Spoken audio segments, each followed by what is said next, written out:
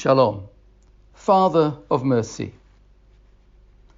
This Shabbat, we will be reciting an extra prayer before Ashrei called Av HaRachamim, Father of Mercy. Its origins lie in the wake of the First Crusade in 1096.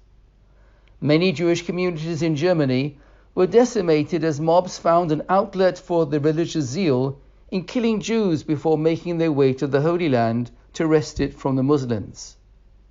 Thousands of men, women and children lost their lives in the communities of the Rhineland. Mainz, Worms, Speyer were ravaged over the course of a few weeks as the Crusaders made their way down Europe. Most of the killing of the First Crusade took place during the spring, corresponding to the Jewish months of Nisan, Iyar and Sivan. The martyrs were commemorated in volumes known as a Memorbuch, Book of Remembrance. An anonymous author composed a communal memorial prayer of Harachamim to be said in association with the recital of the names of the Memorbuch. The prayer was originally said on the Sabbaths between Pesach and Shavuot, when the massacres occurred. The prayer reflects the request to avenge the blood of those who have been killed. But as the late Chief Rabbi Dr. Hertz points out in his commentary, vengeance was prayed for and left to God. As the Black Plague swept across Europe during the mid-14th century, annihilating nearly half of the population, Jews were often taken as a scapegoat. Many were accused of having brought about the plague and were persecuted and killed. As a result, many more names were added to the martyrs' lists, and HaRachamim was recited on other Sabbaths as well.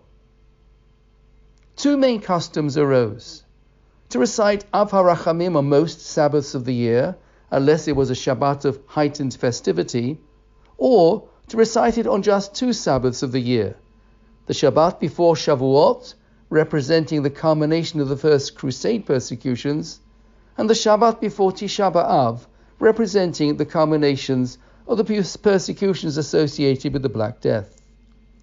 It is the second custom practiced in the United Synagogue, and on Shabbat after the personal memorial prayers, Av HaRachamim will be said. This prayer becomes particularly poignant as we reflect on what is happening in Ukraine. So many innocent people have lost their lives in this conflict.